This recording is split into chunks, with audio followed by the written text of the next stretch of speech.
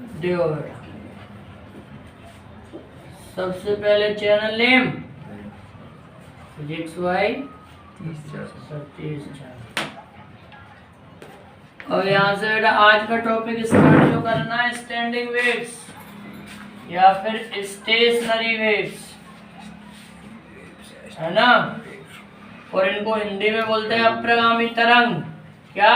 अप्रगामी तरंग। ठीक है, इसको अगर समझना है तो बेटा देखो, इसमें सबसे पहले समझना होगा आपको बाउंड मीडियम। बाउंड मीडियम का मतलब बद्ध माध्यम। बद्ध माध्यम, ठीक है। और बाउंड मीडियम का अर्थ क्या होता है बेटा? सेंस इसका ये है कि इसकी जो बाउंड्री है ना, वो एक फिक्स हो और किसी भी एक्सटर्नल एजेंट या किसी भी एक्सटर्नल फैक्टर से अफेक्टेड ना हो। जैसे फॉर एग्जांपल बांसुरी के अंदर एयर, ठीक है बेटा, और जो वायोलिन या फिर जो कुछ भी होते हैं उनके तार ऐसे रहते हैं। अब इसमें क्या है कि ये जो मतलब इस वाले एंड से और इस वाले एंड तक ये जो तार है वो फिक्स है, ठीक है ना, किसी और चीज का यहाँ पे इंटरफियर है नहीं, तो ये मीडियम बाउंड है, बाउंड मीडियम। अब इसके अंदर जो एयर है उसका एक्सटर्नल जो मतलब कोई भी इफेक्ट हो, जैसे दाब हो, ताप हो, कोई भी चीज हो, उसका इस पर कोई इफेक्ट नहीं होगा। तो इसके अंदर जो एयर है वो मीडियम बाउंडेड है, मतलब बद्ध होता है, ठीक है ना। अब मैं तुमसे एक चीज बेटा इससे पहले वाले चैप्टर में पढ़ा था हमने, कौन सा? प्रोग्रेसिव वेव्स होती हैं, इनको बोलते हैं प्रगामी तरंग। इनमें मैंने आपको बताया था कि जब ये मतलब इसमें क्या था कि ये एक पॉइंट से दूसरे पॉइंट तक जाती थी, और जब ये जो तरंग है जब किसी भी माध्यम में किसी भी मीडियम में उत्पन्न होती है तो वहां पर ऊर्जा का संचरण होता है, अर्थात they transfer energy from one place to another, ठीक है। अब आज का जो टॉपिक है वो कौन सा बेटा? हमारा स्टेशनरी वेव्स। अब ये कैसे समझ में आएंगी? तो सबसे पहले हमें समझना इनका परावर्तन, और परावर्तन का मतलब आपका बेटा रिफ्लेक्शन ऑफ प्रोग्रेसिव वेव्स, मतलब इनका परावर्तन, ठीक है। अब बाउंड मीडियम की बाउंड्री दो टाइप की होती है बेटा, ठीक। पहला तो तुम्हारा होता है जिसको बोलते हैं हम ऋण परिसीमा, या इंग्लिश में हम इसको बोलते हैं रिजिड बाउंड्री, ठीक है।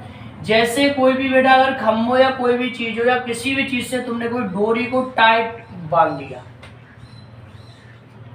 ठीक है, तो ये इस और डोरी अगर यहाँ से यहाँ तक है तो ये वाला जो एंड है डोरी का ये है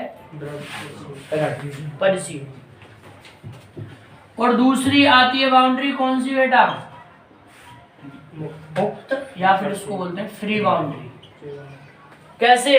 तुमने इसी वाले खंबे में या इसी वाली कोई पाइप में तुमने किसी डोरी को ऐसे छल्ले से बांध दिया जो इस पर अप डाउन हो सकता है, मतलब ऊपर नीचे हो सकता है, मतलब जो छल्ला है which can move vertically up and down, मतलब ऊपर नीचे हो सकता है। तो ये जो आपके अगर डोरी को आपने यहाँ पर बांध दिया तो ये जो एंड है इसको बोलते हैं फ्री एंड, ठीक। अब परावर्तन कैसे होता है? परावर्तन कैसे होता है इसमें तुम्हें समझना क्या है कि जब परावर्तन, अब इसका इक्वेशन मैंने तुम्हें बताया था कि y इज इक्वल टू होता है a sin ओमेगा t, है ना। तो यहाँ पर मैंने तुम्हें बताया था कौन सा रे? a sin omega t minus x upon v, ठीक है बेटा। अब देखो इसमें अगर परावर्तन की बात आती है कि जब परावर्तन जो होता है वो ऋण से हो, ऐसी बाउंड्री जो फिक्स हो, ठीक है ना, तो इससे अगर आपका परावर्तन होता है तो इसमें सेंस आपका क्या आता है कि जो वेव जा रही है और जो वेव आ रही है जैसे तुम्हारा यहाँ पर बेटा इस डोरी में से वेव ऐसे आ रही है, ये इसकी ओर आ रही है ना, ठीक है। तो ये जो आने वाला स्पंद है या फिर जो तुम्हारा ये जो एक मतलब क्या है बेटा, ये जो वाइब्रेशन है, कंपन है, इसको बोलते हैं इंसिडेंट। मतलब ये आ रहा है तो इंसिडेंट का मतलब क्या है भाई, आपतन है। अब जब ये इससे परावर्तित होगा, जब मतलब इससे रिफ्लेक्ट होगा बैक, ठीक है बेटा। तो जब ये तुम्हारा बैक होगा तो अब इसमें क्या होगा कि ये इस डोरी में जो बेटा वाइब्रेशन है वो कहाँ पे, ऊपर की ओर है, ठीक है ना। तो ये डोरी इस पाइप पर या इस वाले एंड पर ऊपर की ओर फोर्स लगाएगी। अब क्योंकि ये पाइप से बिल्कुल टाइटली बना हुआ है तो पाइप, अब ये एक चीज आपको पता है, फोर्स ऑलवेज आकर्षण पे है। अगर ये इस पर ऊपर की ओर फोर्स अप्लाई करती है तो पाइप के द्वारा इस पर नीचे की ओर फोर्स अप्लाई होगा। तो ये बेटा इस टाइप से यहाँ से ऐसे ये रिफ्लेक्ट या वापस परावर्तित होगा,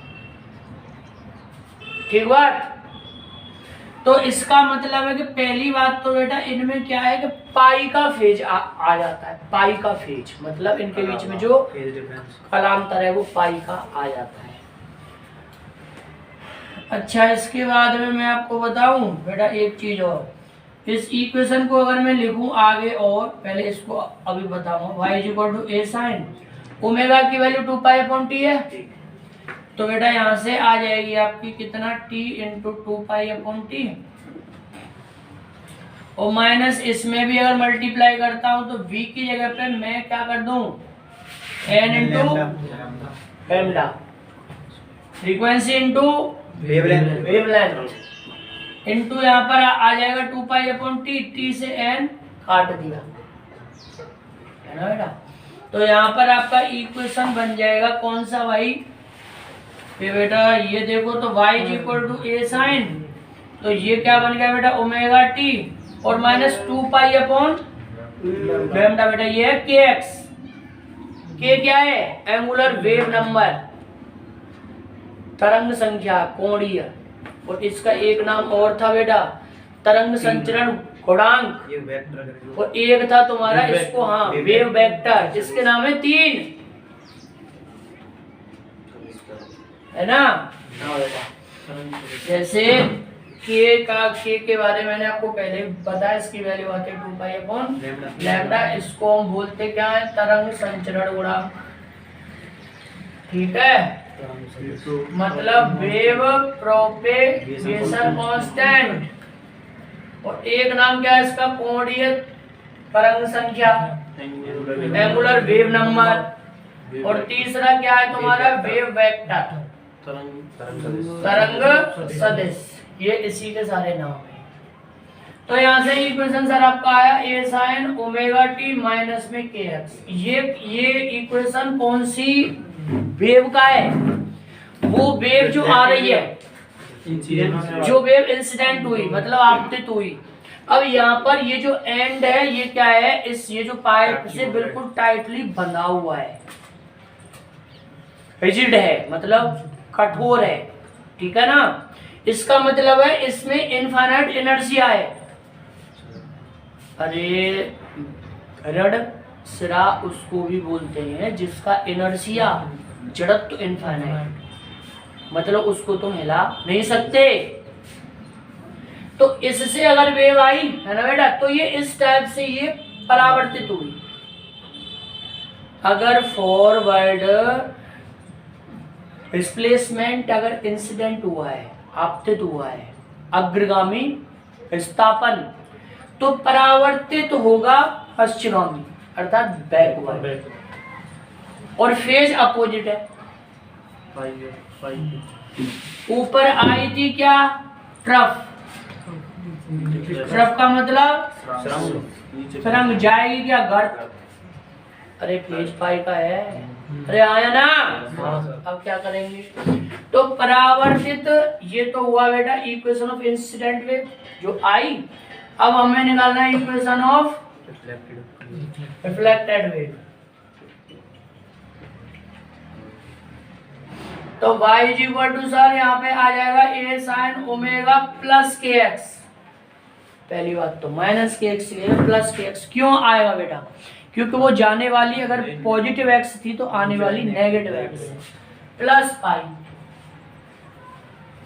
इसका मतलब है यहाँ पे मैंने किया है प्लस पाई, इसका मतलब है जो परावर्तित तरंग है वो आपतित से पाई फेज से आगे चल रही है।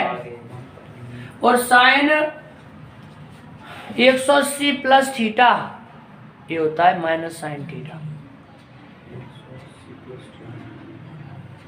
अरे 180 प्लस थीटा का मतलब है you are in third quadrant, उसमें केवल टेन और कॉट होते हैं प्लस के, बाकी सब होते हैं माइनस, तो इसलिए आएगा माइनस साइन थीटा। तो आने वाली का ये था, तो जाने वाली का सर माइनस ए sine omega t plus k x. सबसे पहले बताओ इतने तक कोई डाउट? ये आपका कंप्लीट हो गया कि जो प्रोग्रेसिव वेव है उसका परावर्तन reflection by the rigid boundary. ये आने वाली का था बेटा, ये जाने वाली का था।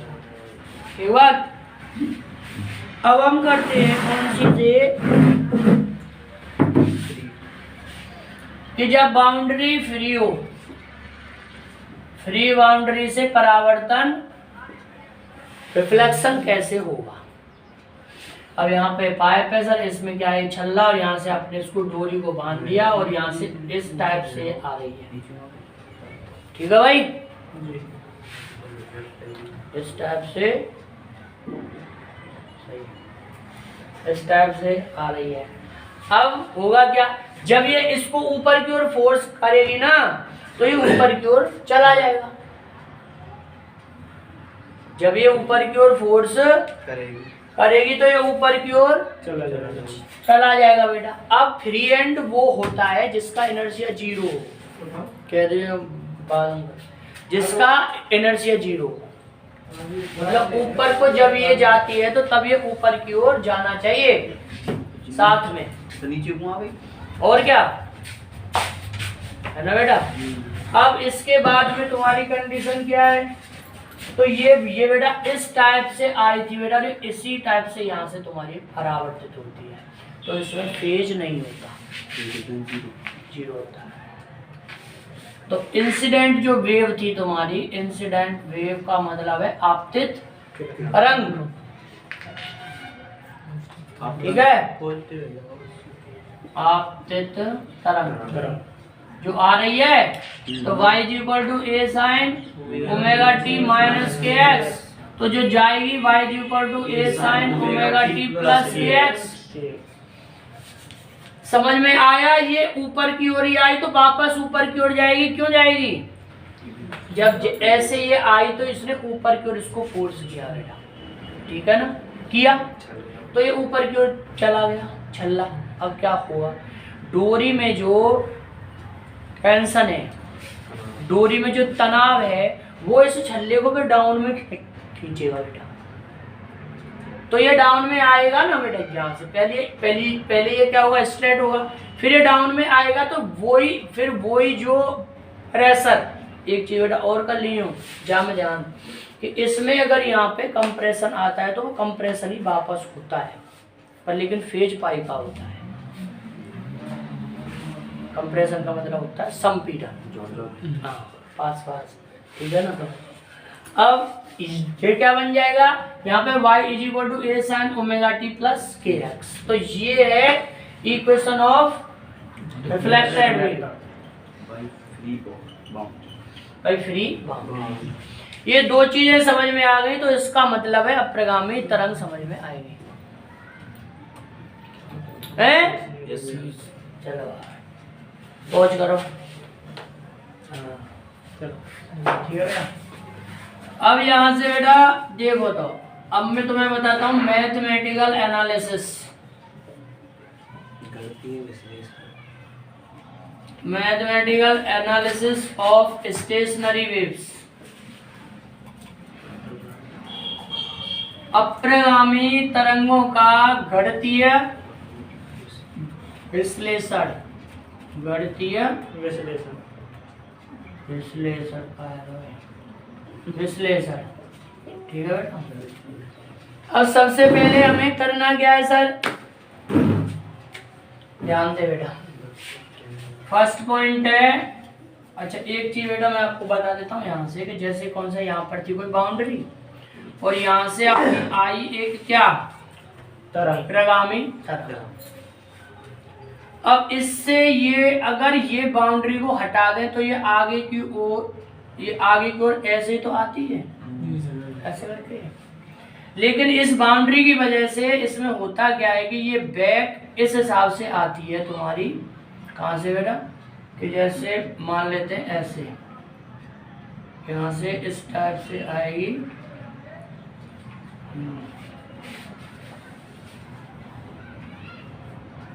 इस टाइप से। तो इसका जो इक्व यहाँ से जो बनेगा ये यहाँ पर मैक्सिमम आएगा और इस टाइप से आएगा। ये कौन सी है, जाने वाली, और ये कौन सी है बेटा, ठीक है।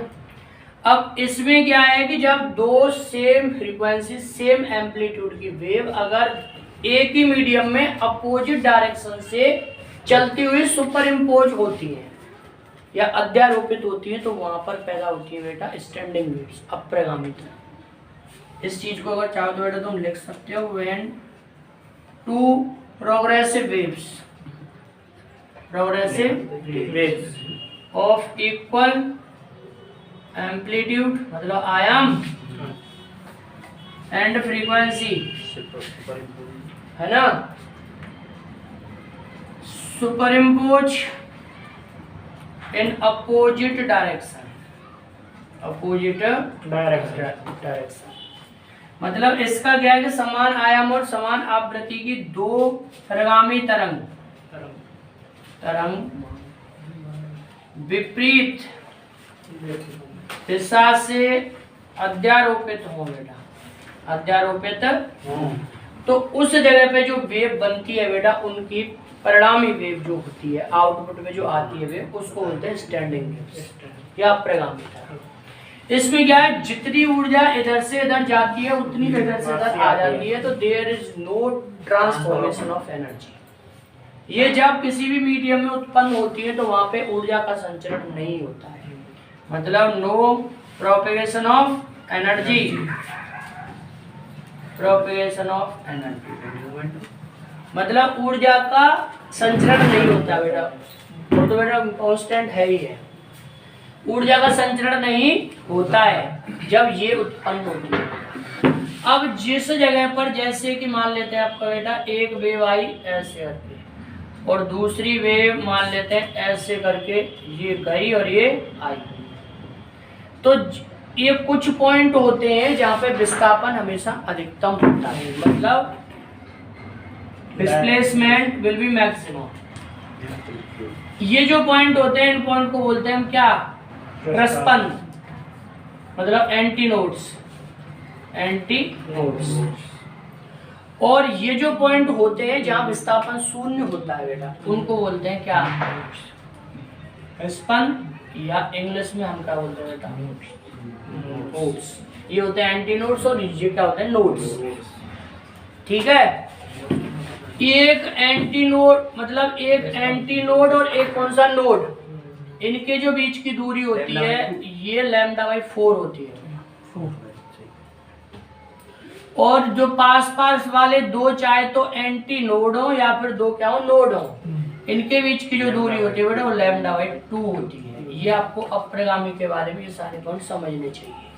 पहली बात तो ये स्टैंडिंग वेव्स पैदा होती कब है, जब इक्वल फ्रीक्वेंसी इक्वल एम्पलीट्यूड की दो वेव अपोजिट डायरेक्शन से आकर के अगर सुपर इम्पोज करती हैं तो उनके आउटपुट में स्टैंडिंग वेव पैदा होती है। स्टैंडिंग वेव का अर्थ क्या होता है हिंदी में, स्थिर, मतलब वहाँ एनर्जी का ट्रांसफॉर्मेशन नहीं होता, एनर्जी खर्च नहीं होती, एनर्जी एक स्थान से दूसरे स्थान नहीं जाती है। दूसरी बात क्या है कि जिन पॉइंट्स पर डिस्प्लेसमेंट मैक्सिमम है उसको हम क्या बोलते हैं, एंटी नोड, और जिस पर क्या होता है शून्य उसे क्या बोलते हैं हम, नोड्स, मतलब नोड्स एंटी नोड्स। ठीक है भैया। अब देखो यहाँ पर अगर अप्रगामी की अगर हमें मैथमेटिक्स के हिसाब से बतानी है तो यहाँ पे पहला पॉइंट है कि जब परावर्तन फ्री एंड से हो, फ्री, तो सर आने वाली का y1 is equal to a sine omega t minus में के एक्स, तो जाने वाली का sir y2 is equal to a sine omega t plus k x. अरे आया ना? यस। तो यहाँ पे टोटल y की value will be equal to y1 plus y2। इसमें से सर a कॉमन, तो ये क्या है साइन a प्लस b, तो sine a cos b minus cos a sine b, और प्लस ये क्या है साइन a प्लस b, तो sine a cos b plus cos b, हाँ साइन के, और यहाँ से तुम्हारा साइन a प्लस b, तो sine a cos b plus cos a sine b। Sir इन दोनों को काट दूं? कट गए सर ये, तो यहाँ से आ जाएगा y इज इक्वल टू, ये कितने हो जाएंगे 2, इसका मतलब 2a sign omega T cos के। ये क्या है सर? ये है इक्वेशन ऑफ रिजल्टेंट वेव, मतलब परिणामी तरंग का समीकरण है ये, परिणामी तरंग का समीकरण। अब ये तो अच्छा बेटा, ये कौन सी थी वेव जो आई, और ये कौन सी थी वेव जो वापस गई? एंड जब फ्री हो, तो फ्री एंड में मैंने तुम्हें बेटा बताया था कि वह डायरेक्शन चेंज होते लेकिन फेज नहीं होता। अगर ये आपका एंड कठोर होता बेटा, अगर मतलब टाइटली बाउंडेड होता तो वहां पर फेज पाई की होती, तो यहाँ पे साइन आता माइनस। ठीक है बेटा। अब आपको बताए कि कोई भी बॉडी अगर देखो, पहली बात तो ये कि y is equal to a sine omega t, ये जो इक्वेशन है सबको पता है कि ये SHM का है। जब कोई बीम, जब कोई पार्टिकल या कोई भी मीडियम में कोई भी पार्टिकल अगर SHM मोशन करता है, सरलावर्त गति करता है, तो उसका माध्य स्थिति से विस्थापन का समीकरण y is equal to a sine omega t आता है। ठीक है सर। इसमें क्या है, तो इसका मतलब है ये परिणामी तरंग का समीकरण है। परिणामी तरंग का समीकरण का अर्थ क्या है कि दोनों वेव्स के सुपर इम्पोजिशन से जो मीडियम का पार्टिकल का, जो माध्यम के कण का जो परिणामी विस्थापन होगा वो इस हिसाब से आएगा। अब स्टैंडर्ड फॉर्म क्या होती है, y is equal to a sine omega t. ठीक है ना, y equals to a sine omega t. तो अगर इसको मैं स्टैंडर्ड में लिखूं तो y is equal to 2a cos है cos k x into sine omega t. अब इस पूरे को बनना पड़ेगा a, एम्पलीट्यूड आयाम, तो y is equal to sir यहाँ से आ जाएगा a साइन ओमेगा टी। अब इसमें a इज इक्वल टू क्या है 2a cos के एक्स है सर। ये क्या परिणामी आयाम, परिणामी आयाम, रिजल्टेंट एम्पलीट्यूड है सर, क्या है एम्पलीट्यूड। अब यहाँ पर हमें एक चीज को, अब हमें देखना ये है कि कौन कौन से जगह पर तो एंटी नोड बनेंगे और कौन से जगह पर क्या बनेंगे, नोड सोर्स। ठीक है। अब बताइए आप a की वैल्यू मैक्सिमम कब आएगी, जब cos की वैल्यू मैक्सिमम, भाई 2a तो फिक्स है, स्मॉल a क्या है, एम्पलीट्यूड ऑफ वेव। जिन वेव्स के बीच में स्टैंडिंग वेव्स उत्पन्न हो रही हैं, अराइज हो रही हैं, उनमें से मतलब उन वेव्स का एम्पलीट्यूड a है, आयाम a है, जिनके द्वारा अप्रगामी तरंग उत्पन्न हो रही हैं। अब इसकी वैल्यू मैक्सिमम कब आएगी, जब cos की वैल्यू मैक्सिमम हो, है ना बेटा। और cos की वैल्यू सर, तो यहाँ पे मैं निकालता हूँ कि पोजीशन ऑफ, मतलब सॉरी बेटा, एम्पलीट्यूड विद x। इसके बाद में क्या है, value of amplitude with x, मतलब आयाम का x के साथ बेटा, आयाम का x के साथ परिवर्तन। अब बेटा यहाँ पे देखो, ये 2 है क्या है, ये कांस्टेंट, और यहाँ से बचता क्या है cos kx, ठीक है ना। तो इसकी मैक्सिमम वैल्यू, तो इसका अधिकतम मान जब आएगा जब cos का मान अधिकतम हो। अब cos की maximum value cos kx is equal to plus minus 1, तो यहाँ से तुम्हारा kx must be equal to 0, pi, 2 pi, 3 pi and so on, है ना भाई। तो इसका मतलब हुआ कि kx must be equal to n pi बेटा। तो अब यहाँ पर k की value 2 pi upon lambda is equal to n pi, तो पाई से पाई को अगर काट दें x और है बेटा, तो यहाँ से आ रही है कितनी n लैम्डा बाई 2, ठीक है। यहाँ पे n equals to 0, 1, 2, 3 and so on. तो इसका मतलब है पोजीशंस ऑफ एंटीनोड्स, जो एंटीनोड बनेंगे उनकी पोजीशन कहाँ पे होंगी, एंटीनोड्स। तो x will be equal to 0 पहला, लैम्डा बाई 2, फिर लैम्डा खुद, फिर 3 लैम्डा बाई 2, फिर 2 लैम्डा, फिर 5 lambda by 2 and so on. इसका मतलब है दो एंटी नोड्स के बीच की दूरी कहीं से भी चेक कर लो वो लैम्डा बाई 2 होती है। अब हमें निकालना है 4 नोड्स, इसका मतलब है कौन सी जगह पर स्पंद बनेंगे। तो cos kx must be equal to 0, तो kx की वैल्यू कहां से स्टार्ट होगी sir, kx must be equal to pi by 2, 3 pi by 2 और 5 पाई बाई 2। इसका मतलब है कि x must be equal to 2n plus 1 pi by 2। तो इसका मतलब यहाँ से आ जाएंगी पोजीशंस ऑफ एंटीनोड्स, नोड्स, ठीक है ना,